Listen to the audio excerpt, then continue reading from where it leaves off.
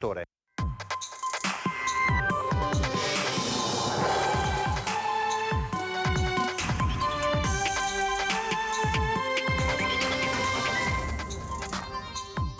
Tragedia nella notte a Porto Gruaro, auto esce di strada e finisce dentro il canale. Muoiono sul colpo 2 ragazzi e la fidanzata di uno di loro, tutti ventenni, veneziani.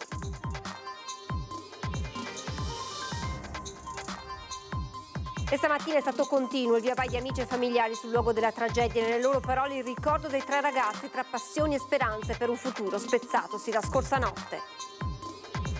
Il nuovo dramma questa mattina lungo la Lemagna, Vodo di Cadore, frontale tra un camper e una Mini, finita sotto il mezzo, perde la vita una 71enne nota albergatrice, ferita un'intera famiglia tra cui 2 bambini. 29enne albanese agli arresti domiciliari viene trovato dai carabinieri di Mogliano fuori dalla sua abitazione. L'uomo si scaglia contro i militari e tenta di colpirli con un coltello, arrestato. Sono arrivati anche dal Friuli Venezia Giulia alla Madonnina di Treviso per il primo dei 2 Vax Day organizzati dall'USE 2 che intanto appronta il piano di riorganizzazione dei posti letto in caso di un aumento dei contagi.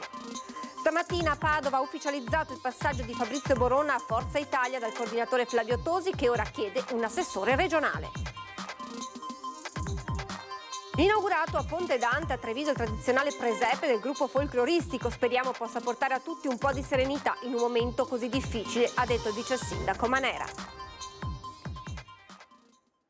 Buonasera e ben ritrovati, buon 8 dicembre, edizione trevigiana dei nostri telegiornali che si apre con la cronaca che ci porta nel veneziano in una strage che si è consumata la scorsa notte a Porto Gruaro. Un'auto esce di strada, finisce in un canale, perdono la vita 3 giovanissimi, tutti ventenni del veneziano. In un primo momento si pensava che in acqua ci fosse anche una 4ª vittima, ma una notizia proprio di questi minuti fa sapere che una 4ª occupante della BMW, una ragazza, era scesa dall'auto poco prima perché era stata riaccompagnata a casa. La cronaca di questa ennesima tragedia nel nostro servizio d'apertura. Ore 3:40 di venerdì mattina, Viale Venezia, Borgo Sant'Agnese, Porto Gruaro. Una serata tra amici in occasione del Ponte dell'Immacolata finita in tragedia. Una strada che da Concordia Sagittaria porta al centro di Porto Gruaro. La fuoriuscita di strada fatale per i 3 ragazzi che erano a bordo della BMW M5 e 60. Anziché imboccare il ponte del fiume Lemene e Reghena, l'auto perde il controllo e sfonda il guardrail, fiancheggiando il muretto di protezione, oltrepassando la rete e finendo inabissata nel fiume. Questa è la prima ricostruzione dei carabinieri. Non c'è stata via di scampo per Altin Otti, 22 anni, Giulia Di Tiglio, 21 e Gieci Egli, di 20. Sul posto sono intervenuti immediatamente i soccorsi del SUEM 118, i carabinieri, vigili del fuoco e sommozzatori per estrarre l'auto dal canalone, ma per i ragazzi non c'è stato nulla da fare. Il lavoro dei pompieri è proseguito per diverse ore su richiesta del prefetto alla ricerca di una possibile 4ª persona a bordo della vettura. Operazioni che si sono concluse nella tarda mattinata e che hanno dato esito negativo. Erano in 3 a bordo della BMW. La testimonianza del caporeparto Caporioni dei sommozzatori del comando dei Vigili del Fuoco di Venezia. La macchina era accartocciata, danneggiata, rovesciata e quindi era impossibile estrarre le persone prima di recuperare l'automobile che comunque era prossima alla superficie, molto, molto vicina. Una profondità di pochi metri, 2-3 al massimo. Il peso del motore dell'auto di grossa cilindrata ha fatto sì che entrasse in acqua sprofondando in verticale con la parte anteriore. Qualche finestrino danneggiato, il lunotto in frantumi, ma comunque impossibile poter tentare di estrarre i 3 ragazzi dall'abitacolo prima di rimuovere la macchina. Un'operazione delicata, racconta il caporeparto dei Vigili del Fuoco. La vettura era un coupé, pertanto spazi molto ristretti all'interno, c'erano alcuni vetri rotti, ma comunque impossibile estrarre le persone in quelle condizioni, è comunque rischioso. Secondo le ipotesi degli inquirenti che stanno lavorando per ricostruire l'esatta dinamica della tragedia, all'origine dell'incidente potrebbe esserci stato un eccesso di velocità. Ancora da chiarire poi se alla guida della potente BMW ci fosse il 22enne a cui era intestata. E questa mattina sul luogo della tragedia amici e familiari dei 3 ragazzi che li hanno ricordati così. Altri noti 22 anni, Egli 10, 20, Giulia Di Tiglio 21. 3 ragazzi, ognuno con la sua storia e le sue passioni, 3 giovani vite interrotte. Una giornata di festa al Ponte dell'Immacolata, un'intera mattinata passata nel luogo del tragico incidente. Una zona di passaggio, a terra, segni così evidenti da far fermare passanti e cittadini, tutti con un'unica domanda: come può essere successo? Io conoscevo Egli di più di altri, alla mia età, è del 2003, quindi 20 anni. Andavamo in scuola insieme, giocavamo a calcio insieme ogni tanto. Eravamo un po' nella stessa compagnia quando si usciva assieme comunque ci divertivamo, è un bravo ragazzo. Andrea racconta di Egli senza mai togliere lo sguardo dal punto in cui la macchina dei suoi amici è caduta. Egli 10, di origine albanese, è il più giovane delle vittime, appena 20 anni. La passione per il calcio, la sua foto di qualche anno fa con addosso la maglia del Portogruaro Calcio, società che ha espresso il suo cordoglio ricordandolo con una sua foto. Tifoso del Milan, frequentava l'Ipsia Monsignor d'Alessi. Giulia Di Tiglio, 21 anni, a marzo si sarebbe laureata in economia, stesso mese in cui avrebbe compiuto 22 anni. Ed era 22enne anche il suo ragazzo, Alti Noti, di origini kosovare. Aveva studiato al liceo delle scienze umane Marco Belli. Si era trasferito con la famiglia da non molto tempo a Concordia Sagittaria, direzione dalla quale proveniva la vettura diretta verso il centro di Portogruaro. Con Giulia stavano insieme da circa 2 anni, un amore che i due esprimevano anche nelle loro foto Instagram, i loro profili colmi di momenti condivisi, foto allo specchio, abbracciati, vicini anche nel momento della tragedia. La morte di Altin ha sconvolto la comunità di Portogruaro. Era infatti il fratello di Admir, di appena 19 anni, a cui era toccata la stessa identica sorte, perdendo la vita a maggio in un incidente stradale. La testimonianza di una vicina di casa. Il figlio più piccolo ha fatto l'incidente, non mi ricordo, qualche mese fa su Cavalcavia di Polina ed è morto su un colpo. Era in macchina con suo papà. Suo papà non è successo niente, lui è morto su un colpo. Il ragazzo 18 anni. Ma adesso mi sta dicendo che anche il fratello, però una famiglia per bene. Conoscenti raccontano che la famiglia, soprattutto la madre, non si era più ripresa dalla morte del figlio minore avvenuta a maggio. Adesso, a distanza di pochi mesi, l'ennesima tragedia. Sui profili social di Altin spicca l'amore verso i motori, la sua auto, una BMW M560 postata e ripostata. Nelle sue storie Instagram, l'ultimo scatto. 3 macchine, 3 amici, in quella che doveva essere una serata di festa in compagnia. E dopo l'incidente di Portogruaro, il cordoglio di istituzioni e associazioni, ma anche l'appello perché queste stragi finiscano. Quello che ho visto io stamattina, che ho rivissuto e che mi è sembrato di morire per la seconda volta, penso che anche un'altra persona umana un po' sia stata toccata. Penso che tutti siano stati toccati. Rivive il dolore che ha provato anche lei per le famiglie coinvolte nel tragico incidente di Portogruaro. Romina Ceccato, madre di Riccardo Laugeni, una delle 4 vittime dell'incidente sulla Jesolana nel luglio del 2019. La vita di suo figlio fu spezzata da un pirata della strada, quella dei 3 ragazzi di Portogruaro invece da una fuoriuscita autonoma, ma il dolore resta per le ennesime giovani vite interrotte troppo presto a causa di incidenti. L'appello di Romina Ceccato alle istituzioni. Per favore, ma lo chiedo veramente anche al ministro Salvini, ma lo chiedo principalmente al Presidente del Consiglio, che è una mamma. Facciamo di tutto, facciamo quello che è possibile, coinvolgendo anche istituzioni, scuola, associazioni, governo. Capiamo cosa sta passando per la mente di questi nostri ragazzi.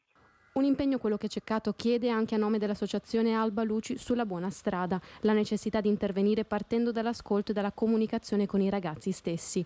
Intanto il ministro dei trasporti Matteo Salvini sui social mostra l'immagine del recupero della vettura di 3 ragazzi e si appella. Io spero da ministro dei trasporti e da papà che il Parlamento faccia in fretta ad approvare il nuovo codice della strada, la nuova legge sulla sicurezza stradale che prevede più educazione, controlli, prevenzioni e sanzioni, perché 3.200 morti ogni anno sono una strage a cui voglio porre fine. Cordoglio anche dal sindaco di Venezia, Luigi Brugnaro. Una tragedia, come sindaco, prima di tutto, dice, come padre, la mia vicinanza e il mio cordoglio. A stringersi attorno alle famiglie anche il segretario regionale del PD, Andrea Martella. Non ci sono parole per rappresentare un dolore collettivo così forte. Tante, troppe le vittime. La sicurezza stradale deve essere una priorità. Si unisce al cordoglio delle alte cariche anche il presidente del Veneto Luca Zaia. Il Veneto, scrive, piange altre giovani vittime della strada, una tragedia senza fine che lascia il cuore infranto e richiama le coscienze. Dobbiamo continuare con tutte le istituzioni a cercare forme di prevenzione più efficaci affinché, così facendo, riusciremo ad evitare anche solo un'altra di queste tragedie. E purtroppo questa mattina si è aggiunta lungo l'elenco delle vittime della strada una donna rimasta uccisa in un incidente accaduto intorno alle 10:40 lungo la statale Alemagna nel comune di Vodo di Cadore nel Bellunese, uno scontro frontale tra una Mini e un camper. La donna deceduta, altri 4 feriti, tra cui 2 bambini. Stando ad una prima ricostruzione, la vettura che viaggiava in direzione Cortina per cause ancora tutte da accertare all'altezza di una curva si sarebbe scontrata frontalmente contro un camper finendo sotto il mezzo. Immediato l'arrivo dei vigili del fuoco di Pieve di Cadore con i volontari di Borca insieme ai sanitari del SUEM che non hanno potuto fare altro che constatare la morte di Melda Pordon, 71 anni, nota albergatrice di San Vito di Cadore che viaggiava a bordo dell'auto, ferito l'uomo che si trovava con lei. In ospedale anche i componenti di una famiglia veneziana che viaggiava a bordo del camper, tra loro 2 bambini di 10 e 12 anni insieme alla madre e al padre. La strada è rimasta chiusa al traffico per consentire i soccorsi e per consentire ai carabinieri i rilievi del sinistro. E adesso ci spostiamo a Borso del Grappa per un rocambolesco incidente accaduto nel tardo pomeriggio di oggi. Una Peugeot 3008 con a bordo 4 cittadini di origine ucraina, 3 residenti nel Vicentino e 1 a Borso del Grappa stavano percorrendo via Piave. Poco distante una pattuglia dei carabinieri si stava predisponendo per effettuare dei controlli. Probabilmente per paura di essere fermato il conducente dell'auto, probabilmente, spiegano i carabinieri, in stato di ebbrezza alcolica, avrebbe accelerato e anziché svoltare all'incrocio con via Molinetto ha proseguito la sua corsa sfondando il muretto che delimita la strada provinciale 26. L'auto si è poi ribaltata. L'impatto con il terreno è stato così forte che la vettura ha perso il motore che si è completamente staccato dal cofano della vettura. Da accertare ancora, come detto, l'esatta dinamica dell'incidente. Si sta valutando anche il tasso alcolemico del conducente e degli altri passeggeri. Sul posto i carabinieri e i sanitari del SUEM che hanno soccorso le 4 persone rimaste ferite in modo lieve. Ieri pomeriggio i carabinieri della stazione di Mogliano Veneto hanno arrestato un 29enne di origine albanese in esecuzione di un ordine di carcerazione emesso dall'autorità giudiziaria, emesso dalla Corte d'Appello di Venezia. Il provvedimento è stato emesso dall'autorità giudiziaria a seguito dei fatti accaduti il giorno prima, quando i militari dell'Arma si erano recati presso l'abitazione del 29enne per effettuare dei controlli, visto che l'uomo si trovava ai domiciliari per altre cause, ma lo hanno trovato fuori dal proprio domicilio e in stato di ebbrezza alcolica. Durante i controlli il 29enne ha iniziato a minacciare e insultare i militari, cercando poi di scagliarsi contro di loro usando un coltello che aveva nascosto tra gli indumenti. L'uomo è stato appunto arrestato e portato nel carcere di Treviso. Oggi primo dei 2 Vax Day organizzati dall'ULSS 2 proprio per le vaccinazioni contro il Covid e c'è anche chi è arrivato dal vicino Friuli Venezia Giulia. Abbiamo avuto alle 14 oltre 550 persone prenotate e altre 120 non prenotate che si sono presentate, e abbiamo fatto anche diverse vaccinazioni a persone del Friuli, che venivano del Friuli, che hanno saputo e le abbiamo fatte comunque, e dopo anche ad anziani in macchina e persone disabili che non sono riusciti a entrare. Sono arrivati anche da fuori regione alla Madonnina di Treviso per la prima giornata di vaccinazioni contro il Covid organizzate dall'US 2. Molti coloro che si sono presentati nonostante fossero senza prenotazione, raccogliendo l'invito dei sanitari a proteggersi di fronte ad un progressivo aumento dei casi. Attualmente negli ospedali della Marca ci sono 6 pazienti ricoverati in terapia intensiva, una decina in semi-intensiva e 18 in malattie infettive. Oltre 180 positivi, tra questi anche 16 medici, 59 infermieri e una quarantina di OSS.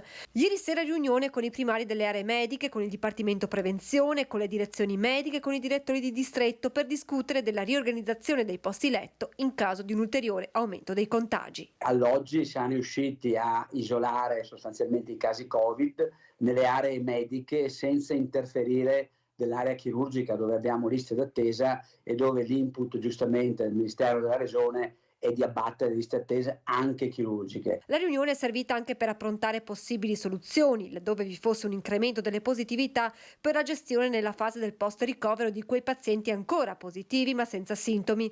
Per loro potrebbero essere ricavati spazi all'interno degli ospedali di comunità.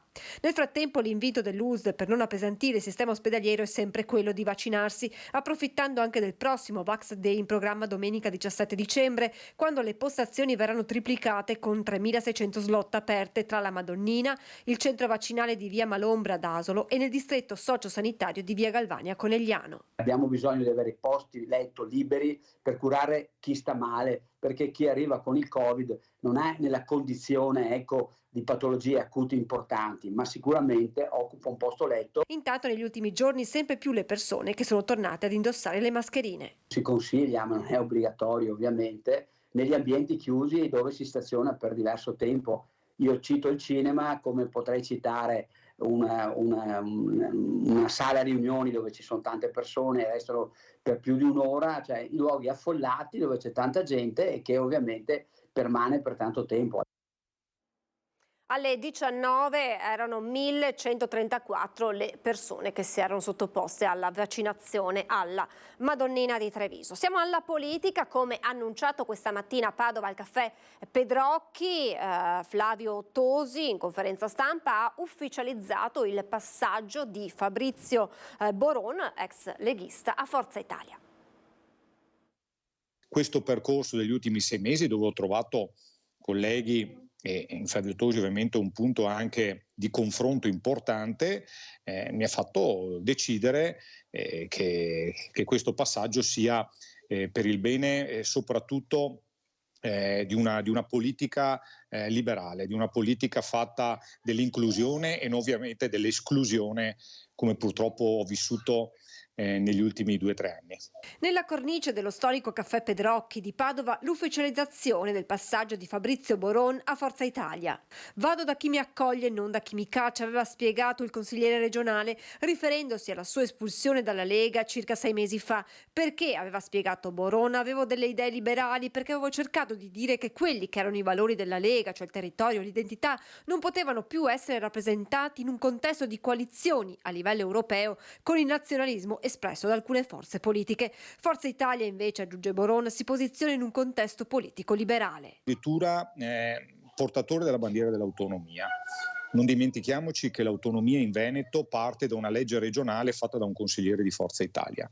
Ecco, io credo che il tema dell'autonomia, del federalismo, della modifica istituzionale di questo Paese in una forma più moderna sia una battaglia da tenere ben presente, da portare avanti, e su questo contesto può Forza Italia diventare il centro, no? Può diventare il fattore coalizzante. Con questo ingresso Forza Italia punta ad avere maggior peso in regione, nonostante, va detto, Boron continuerà a militare tra le fila del gruppo misto. E a proposito di governo regionale, Flavio Tosi dal Pedrocchi lancia un messaggio chiaro. L'auspicio di Luca, che sia a fine anno, che sia con l'anno nuovo, di avere almeno un assessore, anche perché insomma ci spiegherebbe come numeri, quindi sarebbe abbastanza normale. Sarebbe normale che Forza Italia già l'avesse un assessorato, perché nella tradizione del centrodestra in Regione Veneto tutti i partiti della coalizione hanno sempre espresso almeno un assessore, al di là dei risultati. Dopo i cambiamenti climatici, ora a minacciare la produzione del miele arriva anche una vespa, la vespa velutina, insetto proveniente dall'Asia, la cui presenza è già stata segnalata nella nostra regione.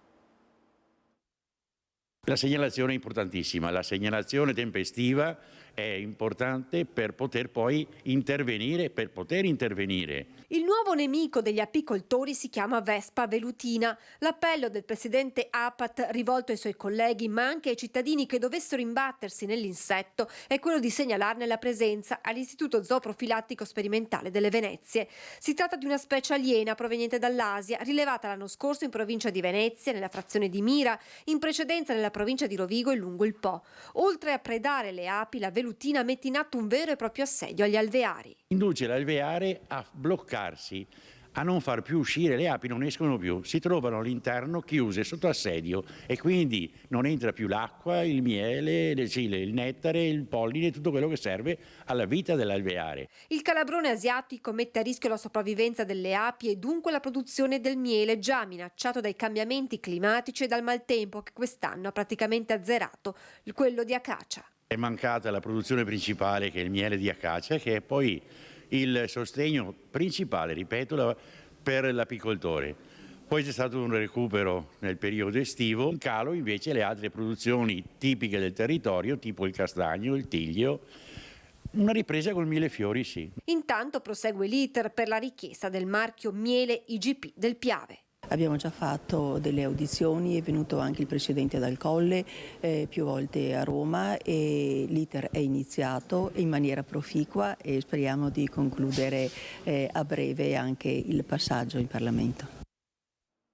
La nuova frontiera del turismo è quella dell'olio, un progetto di valorizzazione e conoscenza del prodotto per sviluppare nuove forme di avvicinamento al territorio naturale in modo sostenibile e consapevole. Turismo, territorio e sostenibilità. Oleoturismo, ingredienti per lo sviluppo sostenibile del territorio e dei siti UNESCO. Tavola rotonda alla Camera di Commercio Treviso-Belluno per affrontare la tematica dell'oleoturismo come risorsa per la valorizzazione del territorio pedemontano. Noi abbiamo tante eccellenze, una di queste è anche l'olio, quindi non è la terra solo del prosecco ma anche la terra dell'olio.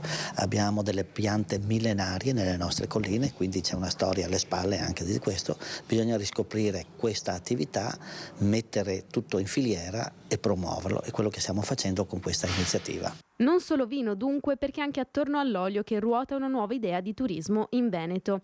Aziende, enti e camere di commercio della regione unite per valorizzare l'olio anche in ottica di conoscenza del prodotto e della sua filiera. Per questo il fare rete diventa condizione imprescindibile. Camminate tra gli olivi, merende nell'oliveta, visite ai frantoi, lezioni nelle classi incentrate sulla diffusione della cultura dell'olio d'oliva. Sono solo alcune delle iniziative che l'Associazione Nazionale Città dell'Olio mette in campo. Qualcuno ha detto che con la cultura non si mangia, io dico invece che la cultura si mangia quotidianamente sulle nostre tavole attraverso l'olio, attraverso il cibo e attraverso il vino, e quindi è questo che noi dobbiamo affermare come principio basilare, declinando la cultura in tutti quelli che sono gli aspetti di questa filiera importantissima per sostenere e valorizzare un territorio attraverso questa parola chiave che è turismo, molto complessa, si sta declinando nelle forme più importanti. Portare valore aggiunto ad un territorio affinché il tessuto imprenditoriale ne benefici. Questo l'obiettivo. I dati dell'European Travel Commission ci dicono che oggi i turisti internazionali vogliono in primis vivere gli spazi aperti e vivere esperienze enogastronomiche. Tutti gli europei, anche in questa stagione, tra l'altro autunnale e invernale, più di 40 milioni di persone. Quindi queste leve che caratterizzano il nostro meraviglioso territorio possono essere valorizzate al meglio per cogliere le opportunità del settore turistico, che sarà uno dei settori ancora nei prossimi anni che contribuirà in modo maggiore alla crescita del prodotto interno lordo e alla crescita degli occupati. Ci fermiamo per la pubblicità, tra poco. Rieccoci in diretta, oggi 8 dicembre, giornata tradizionalmente dedicata alla preparazione dell'albero di Natale e agli addobbi in casa. Allora sentiamo dai Vigili del Fuoco i consigli per un Natale in sicurezza. Alberi di Natale, luci, candele, il Natale alle porte, le case cominciano a riempirsi dell'atmosfera tipica del periodo, ma sempre in sicurezza perché il rischio di cortocircuito o incendi è dietro l'angolo. Le raccomandazioni dei vigili del fuoco. Cerchiamo di indirizzare e di consigliare appunto la comunità su tre aree. La prima è sicuramente quella relativa all'albero. Se decidete di acquistarlo o se lo avete in casa, un albero che non è naturale, quindi un albero artificiale, accertatevi che sull'etichetta e sulla scheda tecnica vi sia indicato il fatto che è un albero ignifugo, quindi un albero che potenzialmente non prenderà fuoco in maniera semplice, quindi è una sicurezza sicuramente aggiuntiva. Lo stesso, se lo dovete posizionare, il consiglio è quello di evitare di andarlo a posizionare in prossimità del camino o della stufa a pellet, quindi a potenziali sorgenti di calore, perché è chiaro che questo potrebbe un attimino innescarlo allo stesso tempo. Poi c'è tutto il tema legato alle luminarie, alle luci, quindi gli addobbi sia sull'albero ma anche in generale distribuite su quello che potrebbe essere l'abitazione in generale. Anche qui due consigli fondamentali che diciamo risolvono abbastanza il problema o comunque lo mitigano parecchio. La prima è quella di acquistare prodotti di qualità, e la qualità tendenzialmente è associata alla marcatura CE, che anche in questo caso trovate sull'etichetta o sulla scheda tecnica del prodotto, e allo stesso tempo queste luminarie evitare di sovraccaricare la singola presa elettrica di casa, piuttosto distribuire le luci su più prese, evitando una sovraccarica del singolo punto, evitando che vi siano cavi che corrono a destra e a sinistra dell'abitazione. Nuovo mammografo 3D per la radiologia senologica del Cafoncello di Treviso. Una macchina di ultima generazione che permette di eseguire tutti i tipi di indagini mammografiche, dalla mammografia bidimensionale, quella più nota, alla tomosintesi, alla mammografia anche con il mezzo di contrasto. È questa la novità più importante che il mammografo porta nella radiologia senologica dell'ospedale Cafoncello. Unisce sia l'informazione di una mammografia cosiddetta normale che quella eseguita con il mezzo di contrasto, esito quest'ultimo che si poteva avere solo eseguendo una risonanza magnetica, un mezzo prezioso per le donne che arrivano alla radiologia. A breve deve ancora arrivare il modulo, verrà implementato, che potrò fare anche la biopsia sotto la guida del mezzo di contrasto, perché ci sono poi lesioni che sono solamente visibili con questa indagine e non si identificano anche con l'ecografia, perciò se non posso fare questo esame con il mezzo di contrasto non riesco a tipizzarla. Uno strumento sicuramente importante anche per la prevenzione, è un dato che a Treviso viene fatto molto bene dalla sanità trevigiana, ma io vorrei sottolineare anche, oltre a questo grande macchinario, grande lavoro che tutti i giorni fanno gli operatori, i medici, ma gli operatori sanitari in generale, è questo un grande valore aggiunto. Il nuovo mammografo permette inoltre di eseguire esami in modo meno invasivo e doloroso. Prevenzione, la parola chiave. Obiettivo che la Regione Veneto si pone da sempre. Noi oggi garantiamo lo screening alle donne dai 49 ai 50 anni a 74, ma nel piano regionale per la prevenzione l'abbiamo abbassato ai 45 anni. Questo proprio nell'ottica di un'intercettazione, una prevenzione sempre più precoce. Avis e ADMO hanno sottoscritto un protocollo per avviare una campagna di sensibilizzazione sull'importanza delle donazioni. Mettendo insieme le sinergie forse riusciamo anche a far capire ai giovani e anche alle nostre comunità l'importanza di queste nostre donazioni. Wanda Pradal e Mara Rosolen, rispettivamente presidenti regionali di Avis e ADMO, le due più importanti associazioni del dono di sangue e midollo osseo, hanno sottoscritto un protocollo per unire le forze in una campagna di sensibilizzazione sull'importanza delle donazioni. Cresciute nel 2023 quelle all'Avis, permettendo al Veneto di raggiungere l'autosufficienza per quanto riguarda il sangue, mentre per il plasma c'è ancora molta strada da fare. La speranza è rappresentata dalla sempre maggiore attenzione dimostrata dai giovani. I giovani promuovono verso i giovani, perché così è fondamentale, perché è inutile che noi cerchiamo di fare delle attività per coinvolgere i giovani, ma i giovani ascoltano il linguaggio dei giovani. Si guarda ai giovani anche per le donazioni di sangue midollare possibili dai 18 ai 35 anni. Su questo fronte purtroppo il Veneto non è ancora autosufficiente. Oggi il registro conta quasi 500.000 donatori, la compatibilità è una a 100.000 e per cui ovviamente visto che tendenzialmente ci sono ogni anno circa 2.000 persone in ricerca, insomma i conti si fanno da soli, cioè dipendiamo molto dai registri esteri. Registri esteri però con i relativi costi. Una sacca di cellule emopoietiche staminali costa, acquistandola nei registri esteri, da 24 a 27.000 euro. Istituzioni e associazioni stanno lavorando ad una campagna di sensibilizzazione forti delle semplificazioni introdotte per le iscrizioni al registro donatori ADMO, che può avvenire attraverso una raccolta salivare con apposito kit o prelievo di sangue. Provette poi vengono tipizzate e il codice va inserito all'interno del registro nazionale dei donatori di midollo osseo. Anche a Revine Lago il Natale entra nel vivo. Ieri sera l'accensione dell'albero e oggi tutta la cittadinanza è stata coinvolta in un'iniziativa per raccogliere fondi da destinare alla scuola elementare e all'asilo del paese. Non poteva mancare Babbo Natale, che ha accolto le richieste dei più piccoli, mentre il gruppo Alpini ha messo in vendita, si potevano acquistare con una donazione libera, alcuni lavori realizzati a mano da un'associazione di anziani. Tutta la comunità è stata dunque coinvolta anche nell'allestimento delle decorazioni per sostenere le scuole di Revine. E come da tradizione, oggi 8 dicembre a Ponte Dante a Treviso inaugurato il presepe del gruppo folcloristico.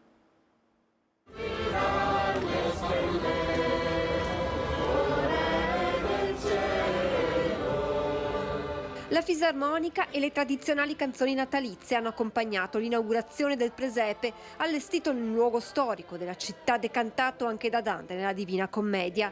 Una natività con oltre 40 anni di storia portata avanti dal gruppo folcloristico trevigiano. È importante per noi tornare a Treviso, essere in questo punto anche storico della città, il Ponte Dante, e è un'occasione per guardare la città e per ricordare Natale. Come diceva prima Padre Ottavio, questa semplice tradizione che in qualche modo ci avvicina l'un l'altro e ci fa ricordare i valori autentici anche di una volta. Il vice sindaco di Treviso Alessandro Manera ha sottolineato l'importanza di queste tradizioni, ma anche il significato che racchiude in sé il presepe, perché possa portare in un momento così difficile un po' di serenità.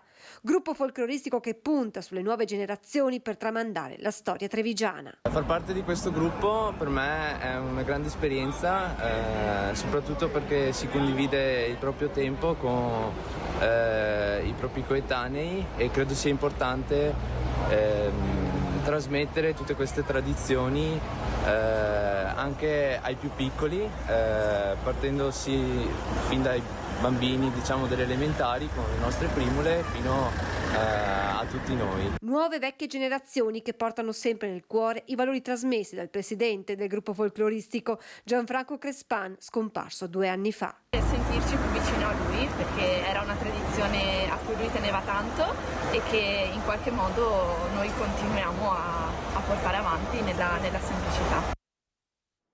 E a proposito di presepi, vi ricordo la nostra rubrica, potete mandarci le immagini delle vostre natività al numero WhatsApp 351 1755 340. Vi raccomandiamo che i filmati siano della durata di almeno 20 secondi e le riprese fatte in orizzontale. Specificate il vostro nome e cognome, il vostro comune di residenza. Se volete aggiungete anche i vostri auguri e una breve descrizione del presepe. Siamo pronti a ricevere i video e condividerli assieme a tutti voi ogni giorno all'interno dei nostri telegiornali. E allora questa sera vediamo le creazioni dei piccoli Chiara e Christian di 10 anni di Casella d'Asolo, della famiglia Perego di Zero Branco, di Gabriele di Treviso, di Luigi Guadagnini di Zero Branco, Paola Vanzin di Spercenigo, di San Biagio di Callalta.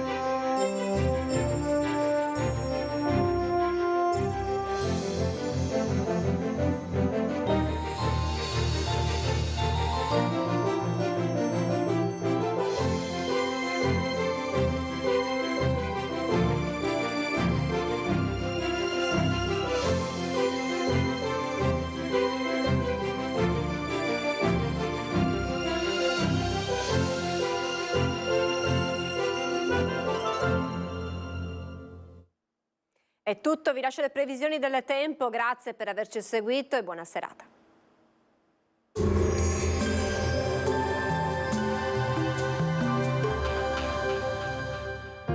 Società Agricola Torresana. Dai nostri animali nati e allevati nel cuore del Montello, solo carne e salumi genuini.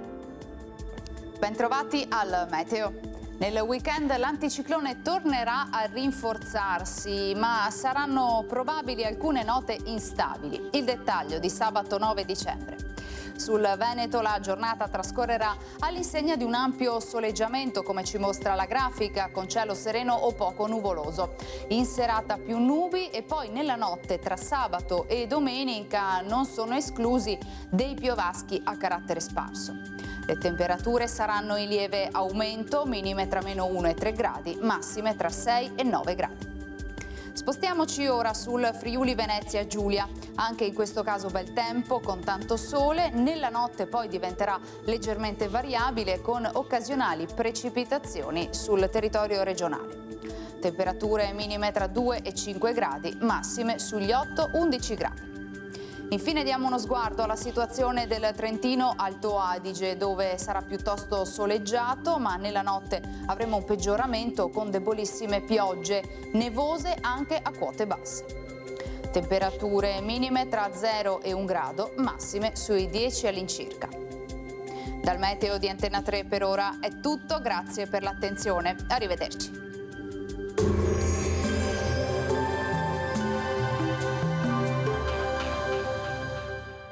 Società Agricola Torresana. Dai nostri animali nati e allevati nel cuore del Montello, solo carne e salumi genuini.